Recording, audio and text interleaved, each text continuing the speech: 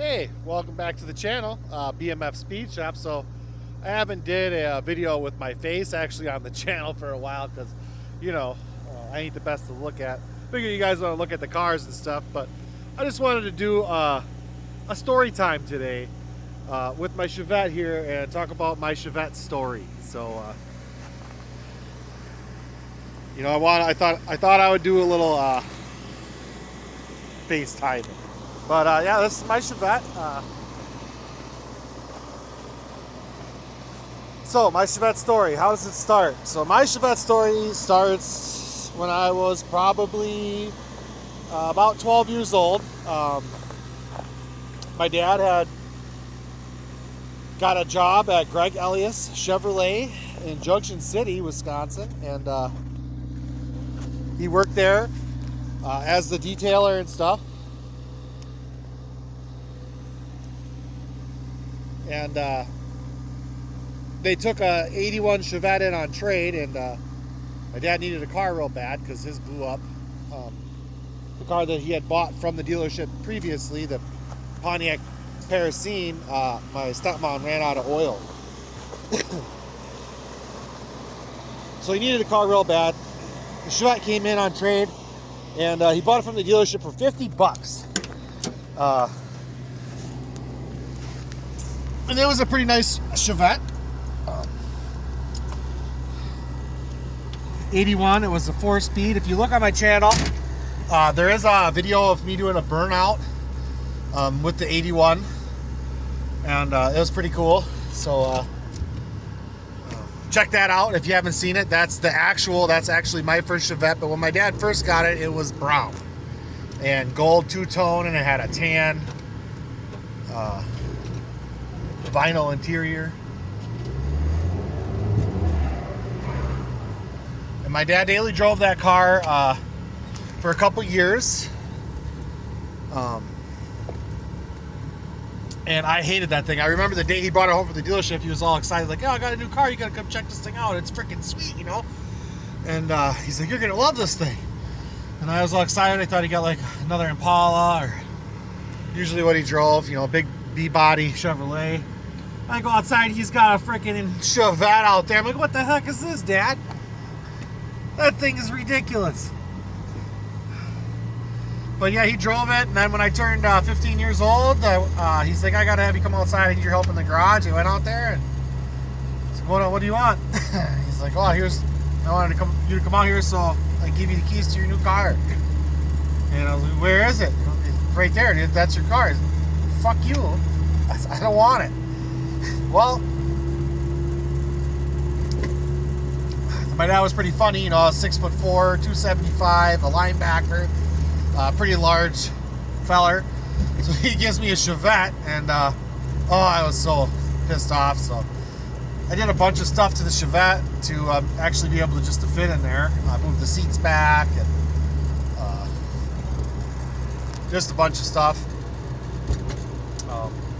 Moved the seats back 6 inches, took the rear seats out. Being a 15-year-old, I had 4 15-inch MTXs in the back with a bed. I had a twin-size mattress that I cut about a foot off and then wedged in there. Oh, we got a dog down the road here. What is this dog doing? What are you doing, feller? You need to get off the road. That's this guy's dog right here, I'm pretty sure. Nice feller. I don't know. The dog must have got out. Anyway, back to the vet story. So my dad had the vet. He drove it. He commuted it. He worked in Mosinee at S&E Windows, and he would drive from here, Stevens Point, to Mosinee every day until I got the car. And it was clapped out by the time I got it. My dad beat the crap out of the thing. The clutch was shot. The brakes didn't work. Carburetor was junk.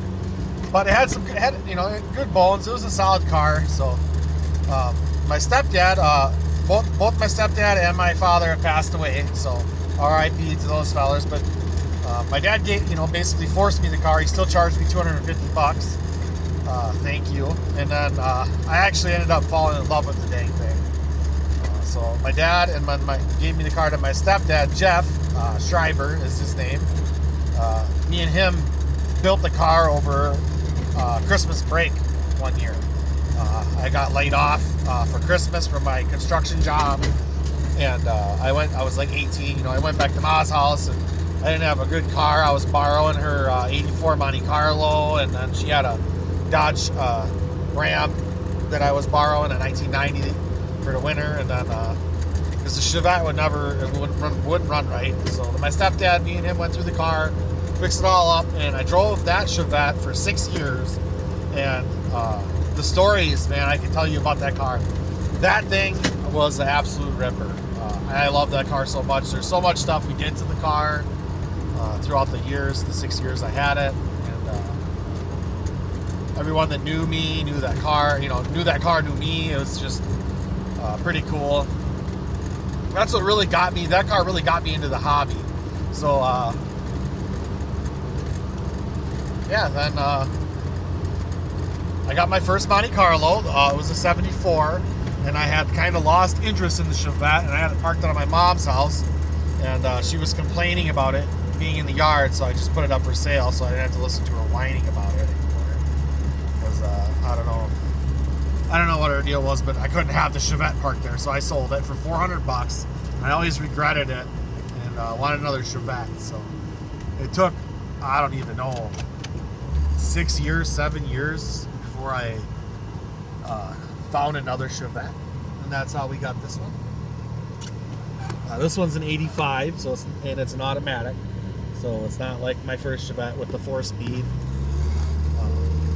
but it was a pretty decent car. So,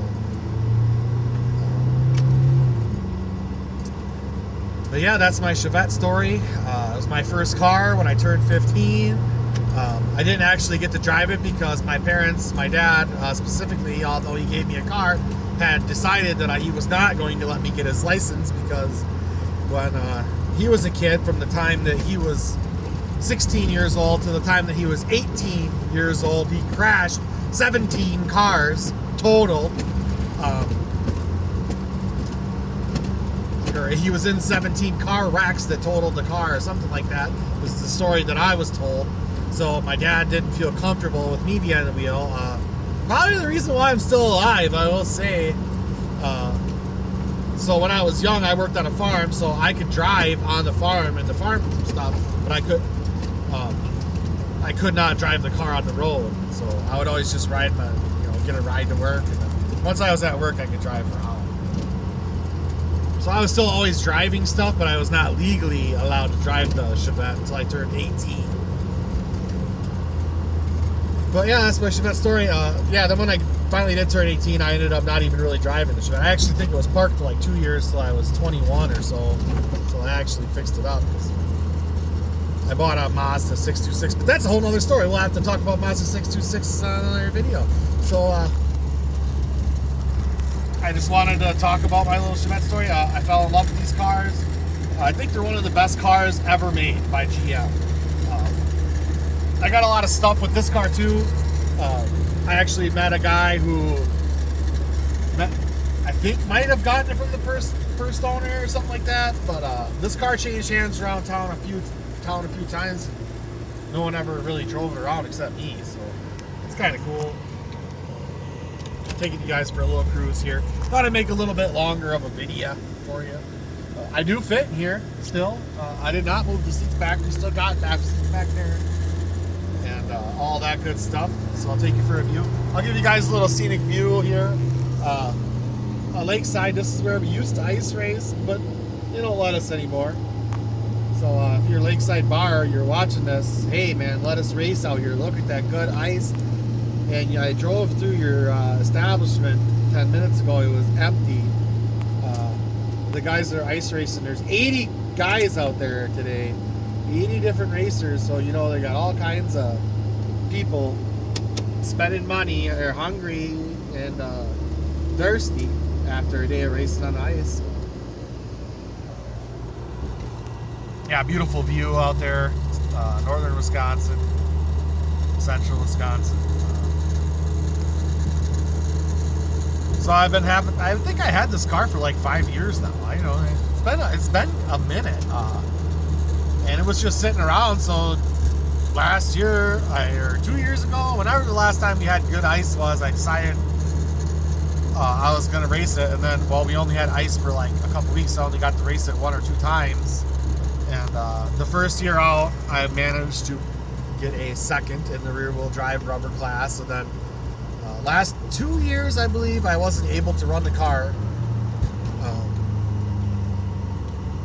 because there was no ice. The ice conditions were very poor. But this year we've had great ice. It's been super cold. So I got to race this car at 4 events. And see if we can get stuck. We got no weight in there. And we're stuck. That's okay. I just wanted to move it over here. I'm gonna pull it back out with my truck. I actually got the diesel plugged in. And we'll yeet her back out. But hey, thanks for watching. If you like this video, hit the like button. Stay tuned. We got more Chevette stuff coming. So.